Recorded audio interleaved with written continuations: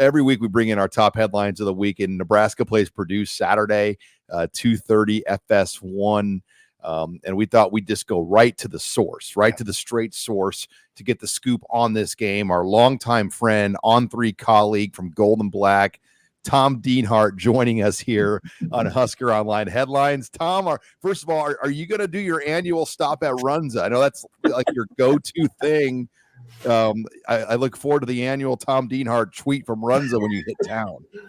Yeah, it's something unique. I might do that, Sean. I might do that for sure. There's so many great places in the Haymarket too. My gosh, one of my favorite places to come is Lincoln, Nebraska. I always say Madison, Wisconsin is my favorite. Lincoln's right up there in my top 5 as far as great campuses and just a fun vibe right around the stadium and whatnot. They got a great setup there, as you guys know. It's kind of a nice thing to say. It's nice. Hey, Runza on a cold day is good, by the way. A hot Runza on a cold day is good. Sometimes they got like a little Runza truck right by the stadium. They still do.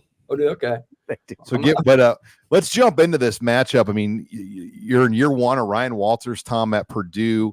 And in so many ways, they probably overscheduled for a year 1, especially with that non-conference slate. So it's a hard team to read because you played Iowa close. You blew the doors off Illinois. You played Fresno close. They beat Virginia Tech. Yeah. What is your read on this year 1, knowing the context of the schedule they played, maybe as tough of a 3-game non-conference slate as any team in the conference? Yeah, I think it's probably gone about as expected, Sean. I think they obviously are behind schedule, if you will. I really thought they had to make hay in September. They had 5 games in September. 4 of them were at home. I thought they needed to at least go 3-2 to have a real good shot at a bowl. They didn't. That loss to Syracuse at home, they lost to Fresno State at home, really has them chasing that bowl bid now. And their backs against the wall, fellas. They got 5 games left. They're 2-5. They have to go at least 4-1. One of the games is at Michigan, so they're not going to win that game. That means, guys, they've got to win at Nebraska, against Minnesota, at Northwestern, against Indiana. It's possible, but again, it all starts Saturday at Nebraska, which is basically a must-win game for Purdue if it wants to have any shot to get to 6-6. Tom Dienhart, you look at Purdue and you look at Graham Harrell, the offensive coordinator, and you think air raid, but it looks to me like they lean pretty hard on their running game. Yes, if you're right. It's kind of funny. You think the cradle of quarterbacks, right? Purdue University, throw the ball, air raid. But yeah, the strength of this team has been that ground game. You guys saw Devin Mockabee last year, 178 yards rushing against Nebraska. He's really hitting his stride now, guys. He had some issues fumbling the football earlier this year, lost his starting job to Tyrone Tracy. Tracy got hurt. Mockabee reemerged. He's securing the ball better. He's running really well.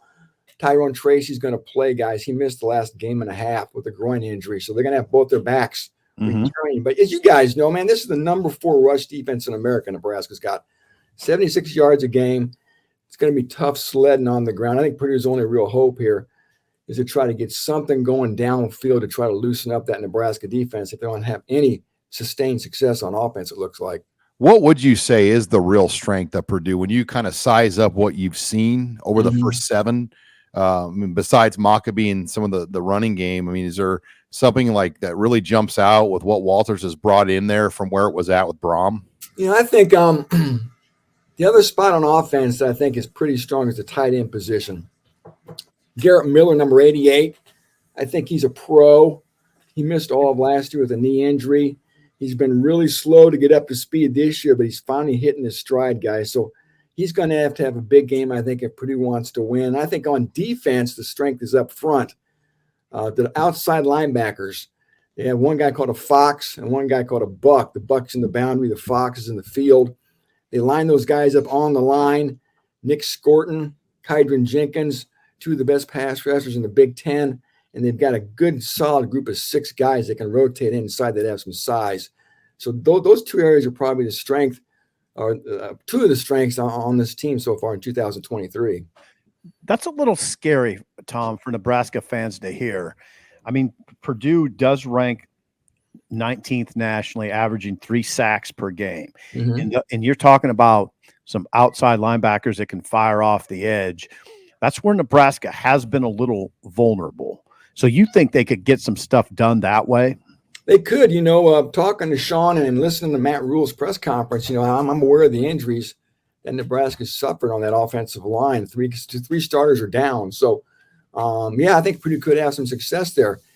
I was writing some stuff today and on some other radio shows, and the more I thought and talked, the more this game reminds me of the Purdue at Iowa game a couple of weeks ago. Iowa's offense, very pedestrian, not many big plays, very much a quarterback who's got to manage games. And there's one thing Purdue couldn't let Iowa do, guys. They couldn't let Iowa score easily, and they gave up about a 70-yard touchdown run. That was the difference in the game. And they've got to make Nebraska earn everything it gets. Don't give up any big plays. Make them march down the field. If they can do that, maybe Purdue has a chance to steal this one. Oh, Purdue will have a chance to steal it, and they will. I mean, this is going to be a close game, Tom, in my opinion. Now, a big part of this, which we haven't hit at all, is Hudson Card. Yeah. Hudson Card is the Purdue quarterback, 60% passer, 1,617 passing yards, 7 TDs, 5 picks. Not setting the world on fire, but looks pretty capable to me. Yeah, he's been solid, Sip. He hasn't blown anybody's doors off. All winter and all spring, they really were effusive in their praise for Hudson Card. And he seemingly does check all the boxes. We just haven't seen it all so far. And I think some of that, guys, is because of the personnel around him. Mm-hmm. His receiving core, for the most part, is pretty pedestrian. There's no Charlie Jones. There's no Rondale Moore. There's no David Bell. There's no real difference makers here. There's one guy who may fit that label, Deion Burks, number 4. Bruce Feldman always puts out that list called the Freaks, and he had Deion Burks on that list. So he's got that potential, but, man, I'll tell you what, there are stretches where he disappears. So I think that sort of hurt Hudson Card a little bit. He's been banged up too, guys. He really got hurt on September 30th against Illinois. Almost didn't play against Iowa. Gutted through the Ohio State game, so he really benefited from having this bye week. And he should be good to go, but as you guys know, man, the really good quarterbacks make everybody around them better, and I guess we're all waiting for Hudson Card to sort of elevate the play of everybody else around him. Tom, as we shift gears here, I'd be remiss not to ask you about the situation at Michigan. Obviously, you've got a long history of covering this conference for the Big Ten Network, the Sporting News, and other outlets before your time at Golden Black. You talk to a lot of coaches. You know a lot of people in the industry. What is your read on this situation right now in Ann Arbor? Yeah, it's almost like it's almost like fiction. It's almost like it's hard to believe it's even happening, right? I guess in the end, you wonder. There's a lot there. There's a lot of smoke. There's got to be some fire. But in the end, you wonder if there's going to be really any punitive penalties against Michigan when it's all said and done. The wheels of justice at the NCAA spin awfully slowly, guys, and they seem to be a pretty toothless, a pretty feckless organization right now. Will the Big Ten step in and do anything punitive right away? I don't know. There's a lot of very unhappy Big Ten partners with Michigan, but would they dare sanction a golden child like Michigan? So I don't know. It's the one thing here you do lose for sure if you're Michigan and Harbaugh, if it matters to them or not, is just your reputation. And you kind of have that tinge and that haze and that taint to this season that could end up being attached to it. And we'll see down the stretch, but it's been a crazy storyline to watch all this unfold and get more of these details.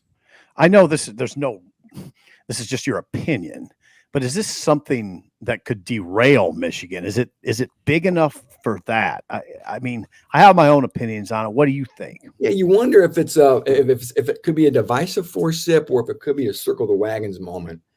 I guess I bet you Michigan uses this as a rallying point. Hey guys, they're out to get us. They're out to get us for these COVID violations, and now they're out to get us again. They hate Jim Harbaugh. So that's my guess, my sense. Harbaugh's probably going to spin it like that. And let's show them, right? We don't need to steal signals to dismantle teams. That would be my guess here. Michigan's going to try to rally around this and use it as a point of emphasis and a real reason why they can go out and maybe still run the table here. Yeah, when you look at the Big Ten, do you think Michigan's the top team by far? I mean, if you were squaring them up against Ohio State right now, would you peg Michigan number 1 in this league still right now? Probably the most complete team, Sean. More complete than Ohio State. I think Ohio State's offense, the quarterback play in particular, kind of leaves me wanting a little bit. I think the defense is excellent at Ohio State. The thing about Michigan is who they played. Just a couple weeks ago, I think it's still the case, guys. Their best wins against Rutgers. I think Rutgers is the only team they've beaten with a winning record, if I'm not mistaken. So again, I guess they've been great and they've taken care of business. There's no doubt about that. I guess I'm waiting to see them do it against a quality opponent. But yeah, I think if you were to just kind of look at their rosters, well, I think you'd have to give Michigan maybe a tip of the hat as being the best team, the most complete team when you look at all three phases of the game. Yeah, just one more from me. Just one more from me. How do you handicap this West? Yeah, God, does anybody care? I mean, you know what? Probably. I think with the way Wisconsin escaped last week in Champaign, 21-7, going into the fourth quarter, they scored 18 points with a backup quarterback away from home against a coach and beat them. Wanted to beat them, and they found a way to win that game. So, and given what happened to Iowa on that same weekend, that back-breaking loss at home, obviously in the Florida-Rosedale game, I guess I'm still leaning toward Wisconsin. I know, of course, the Badgers lost already at Iowa this year, but I think in the end, Wisconsin's still a more complete team. I think they're the better team. I think they probably are the best team in the West. Tom, on schedules for future, have you heard anything on dates? Like when we're going to get dates? From what I've heard, it should be soon because they've got to get rolling here, guys. This is 2024. It's less than a year away. There's a lot of things that have to be planned. You know that with travel, with hotels, and whatnot. So from what I've heard, it should be sooner rather than later where we actually get some dates for 2024 at the very least. Because like I said, there's a lot of details and contingency plans that have to be buttoned up for these teams moving forward here. Yeah, I worry. I'm curious about things like Michigan, Ohio State. Like, are they still going to play them the last weekend of the year? Because there's always a chance then you could repeat that matchup the next week in a conference championship game in this new format. I mean, is this going to be a flex model with dates where they change it every year to make sure each weekend has the right amount of games for the three networks that they want? I mean, there's a lot of intricacies to this with an 18-team league they probably have to think about. Yeah, I'm not sure of all those dynamics, but you're right. It would be fascinating to see if they do have some flex models available and how it's going to be divvied up between the networks. So you're right. But again, they've got to get some dates penciled in here to start at the very least. And it's going to be a brand new world next year. Going to be very exciting. Purdue is one of the few teams that does not go west for a conference game next year because they already had a game scheduled with Oregon State. So they're going to Corvallis for a non-conference game. And the Ducks are coming to Purdue. So I'm kind of excited, guys. It's going to be fun. I love those schools out west. 4 great ones. You guys have been out there. They're just great venues and great fans and great programs. Well, Tom, looking forward to seeing you Saturday. We appreciate the time here on Headlines. Hey, I always appreciate it, guys. I love it and look forward to it.